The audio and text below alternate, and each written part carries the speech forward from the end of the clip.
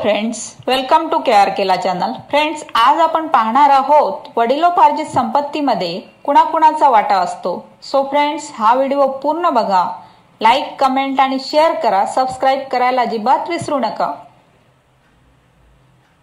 वडिलोपार्जित संपत्ती म्हणजे काय? संपत्ती दोन प्रकारची असते. एक म्हणजे तुम्ही कमावलेली आणि दुसरी वडिलोपार्जित.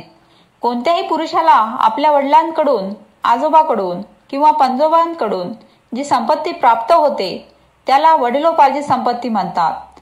जन्मानंतर त्या मुलाचा वडिलोपार्जित संपत्तीवर हक्क स्थापित होतो. वडिलोपार्जित संपत्तीमध्ये कुणाकुणाचा वाटा असतो हे आपण पाहूया. वडिलोपार्जित संपत्तीवर पत्नी आणि मुलांचा बरोबरीचा वाटा असतो. जर कुणाच्या कुटुंबात 3 मुलं असतील तर पहिली वाटणी 3 मुलांमध्ये होईल आणि तिसऱ्या पिढीच्या मुलांना म्हणजेच त्या व्यक्तीची नातवंडे ती संपत्ती आपल्या वडिलांच्या हिश्श्यातून मिळेल आणि तिन्ही मुलांना आपल्या वारसा हक्काप्रमाणे 1/3 संपत्ती मिळेल आणि त्यांच्या मुलांमध्ये आणि पत्नीमध्ये संपत्तीची समान विभागणी होईल. वडिलांच्या संपत्तीवर मुलीचा किती हक्क असतो हे पाहूया. तसं पाहायला गेलं तर समाजात वडिलांच्या संपत्तीचा वारसदार हा मुलगाच मानला जातो. 2005 मध्ये या कायद्यात सुधारणा झाली. त्यानुसार मुलाचा आणि मुलीचा संपत्तीवर समान हक्क आहे असं निश्चित झालं आणि हिंदू कुटुंबामध्ये मुलगा हाच घराचा कर्ता मानला जात असल्यामुळे 2005 आधी कायदा तसा होता. जर वडिलोपार्जित संपत्तीची वाटणी 20 डिसेंबर 2004 पूर्वी झाली असेल तर त्यावर मुलीचा हक्क नाही, कारण या प्रकरणात संपत्ती वाटपात जुने नियम लागू होतील. ही वाटणी रद्द करता येणार नाही आणि हा कायदा हिंदू, बौद्ध, जैन, शीख समाजाला लागू होतो. वडिलोपार्जित संपत्ती विकण्याचे काय नियम आहेत ते पाहूया.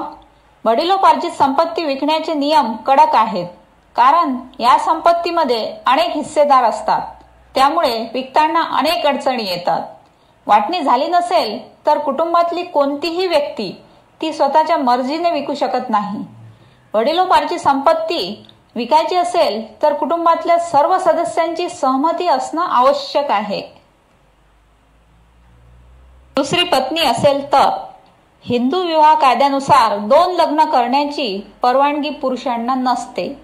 जर पहिल्या पत्नीच्या मृत्यूनंतर किंवा घटस्फोटानंतर दुसरं लग्न झालं असेल तर ते लग्न कायदेशीर मानलं जातं. अशा स्थितीत दुसऱ्या पत्नीच्या मुलांचा त्या व्यक्तीच्या संपत्तीवर हक्क असतो, पण त्या व्यक्तीला वारसा हक्कानं मिळालेल्या संपत्तीवर त्यांचा हक्क नसतो. वडिलोपार्जित संपत्ती नसेल तर त्यावर कुणाचा हक्क?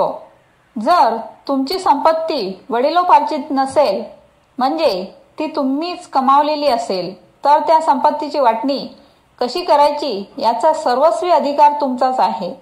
तुमच्या जिवंतपणी किंवा तुमच्या पश्चात ती संपत्ती तुम्ही कुणाच्याही नावे करू शकता.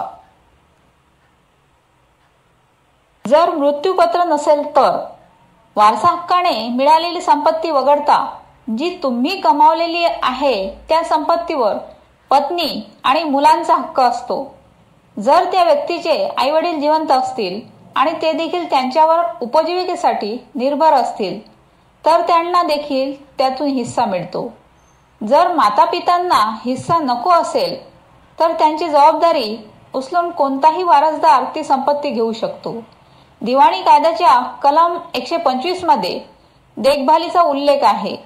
त्यानुसार त्या व्यक्तीवर अवलंबून असलेली पत्नी, आईवडील आणि मुलं त्या व्यक्तीच्या संपत्तीवर आपल्या उपजीविकेसाठी कायदेशीररित्या दावा करू शकतात.